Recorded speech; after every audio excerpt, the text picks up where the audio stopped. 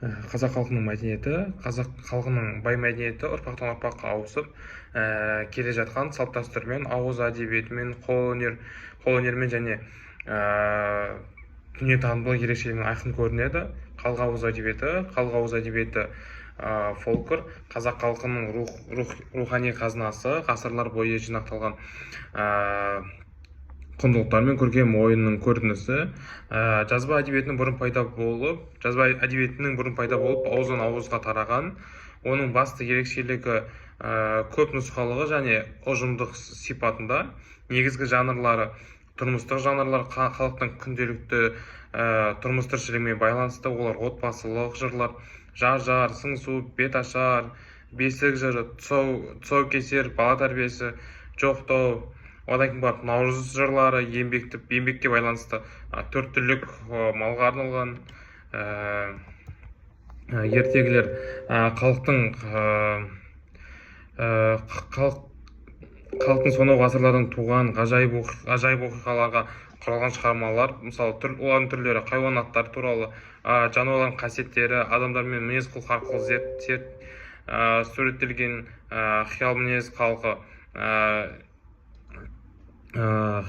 мифтік кейіпкерлер, сиқырлы заттар мен оқиғалар кездеседі. Батырлық ертегілер, бас кейіпкерлердің ерлік істері баяндалады. Одан кейін барып тұрмыстық ертегілер, қарапайым халықтың өмірі,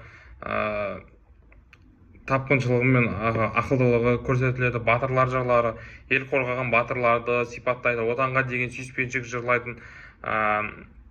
жырлайтын көлемді шығармалар. Мысалы, Алпамыс батыр, Қобыланды батыр, ер тарғын және де басқа да. Одан кейін мақал-мәтелдер халықтың ғасырлар бойы келе жатқан жинақталған тәжірибесімен туған аз сөзден тұрады, және ол көп мағыналы беретін нақыл сөздер, жұмбақтар мен жаңылтпаштар адам ой-өрісінің логикасына байланысты дамытуға бағытталған нақыл сөздер. Айтыс екі ақынның сөз сайысына құралған суырып салмалы өнер түрі. Айтыс арқылы халықтың мұң-мұқтажы, қоғамдағы мәселелер айтылатын болған. Шешендік сөздер, одан кейін ел арасындағы дау-дамайды шешуде маңызды рөл атқарған, тапқырлық пен даналыққа негізделген нақыл сөздер. Екінші сұрақ: қазақ жырауларының мұрасы. Жыраулар халықты даналығын, тарихын, мұң-мұқтажын жырмен жеткізген қоғам қайраткерлері. Олар ханның кеңесшісі, қолбасшыларының рухын көтеретін жыршы, халықтың үнін айтатын жыршы болған. Олар жыраулар поэзиясы философиялық ойларға, мақал-мәтелдерге бай келді. Жыраулар поэзиясының кезеңдері мен өкілдерін айта кететін болсақ, 15-16 ғасырлар, яғни жыраулық өнердің пайда болуы, қалыптаса бастауы. Бұл кезеңде жыраулар қазақ хандық құрылуы мен поэзияның дамуына куә болды. Олардың шығармашылықтары ел бірлігін, жер тұтастығын, ерлік пен батырлықты идеяларын жариялады. Сол кездегі жыраулардың өкілдерінің бірі ол Асан Қайғы, жерұйықты іздеген философ жырау. Оның толғауларында халықтың болашағына алаңдаушылығы, бірлігін сақтауға үндеуге бағытталған. Одан кейін бар Қазтуған жырау, туған жердің сұлулығын және көшпелі өмірдің қуанышы мен қиындығын айтқан. Одан кейін бар 17-18 ғасырларда жыраулық поэзиясының дамыған кезеңі. Бұл кезеңде қазақ-жоңғар соғыстары тұспа-тұс келді. Жыраулар халықтың сыртқы жауға қарсы күреске шақырып, елдің бірлігін көтеруге, рухын көтеруге арнаған. Олардың бірі, мысалы, Жиенбет жырау, Есім ханның тұсында өмір сүрген батыр жырау. Жыраулары ерлік туралы көптеген жазбалар бар. Ақтанберді жырау, күлдір кісінетіп деп басталатын толғаулармен танымал. Жорықтарға қатысқан батыр ретінде жауынгерлік өмірді жырлаған. Бұқар жырау Абылай ханның бас кеңесшісі болған. Сол заман ең ірі тұлғаларының бірі. Оның толғаулары мемлекеттің мәселе мен қан саясаты, елдің ішкі және сыртқы саясаттарын терең талқылаған. Үшінші сұрақ киіз үй және оның құрылысы мен жабдықтары. Киіз үй көшпелі қазақ халқының негізгі баспанасы, сауда өнерінің озық үлгісі. Ол тез жиналатын, тез құрылатын және көшіп қону ыңғайлы, табиғаттың барлық кез келген жағдайына төзетін баспана болған. Киіз үйдің құрылысы ағаш сүйегі, шаңырақ. Киіз үйдің күмбез тәрізді төбесі отбасының бірлік пен берекесінің символы. Ол шеңберден және ағаш кернеулерден орналасқан. Одан кейін кереге үйдің қабырғасын құрайтын тор көзді жинақталған ағаш қаңқа.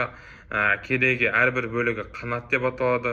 Үйдің үлкен кішісі қанат саналатын сипатында байланысты.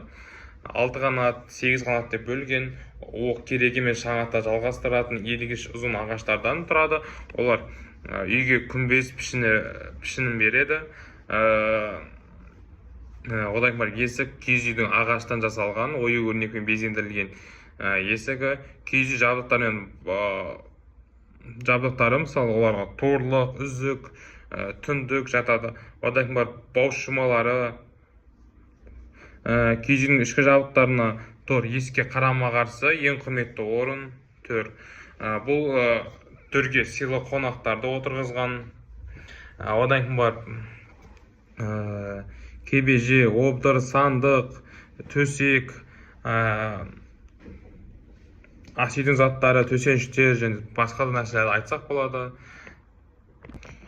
Төртінші сұрақ қазақтың тиымдары мен ырымдары. Тиымдар мен ырымдары халықтың дүниетанымдық наным-сенімдері мен өмірлік тәжірибесінен туындаған, өзіміздің ұрпақты сақтандыруға, жақсылыққа балауға негізделген қағидалар мен қағидалардың жиынтықтары. Кейбір тиымдар айтатын болсақ, босағаны баспа, кірме, босағаға кіретін орын оны басу және ару, оны кері жамандық шақырады деп сенген. Отты атта, отқа түкірме, отты қасиетті санаған, оны тазалықтың, өмірдің символы ретінде көрген. Нанды бір қолмен үзбе, жерге тастама дейді. Нан киелі, оны ысырап етуге, қорлауға болмайды. Түнде үй сыпырма, күл шығарма, үйдің ырысы құты кетеді деп сипаттаған. Адамға қару кезбе, бұл жаман ырым деп сенген. Кейбір ырымдарды айтатын болсақ, отқа май құю, жаңа түскен келінге ошаққа, отқа май құйып, оны от ана, май апа. Бұл жаңа отбасының құрғанда берекесі мен молшылығын тілеген. Құтты қонақ келсе қой егіз табады, қонақ құтты ырыс әкеледі деп санаған. Және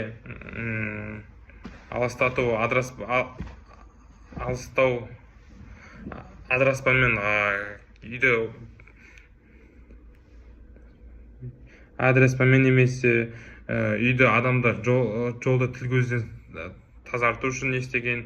Жолын көрсең баста ақ құйып шығаратын, үйге кірген жыланға сүт берген, оны өлтірмеген.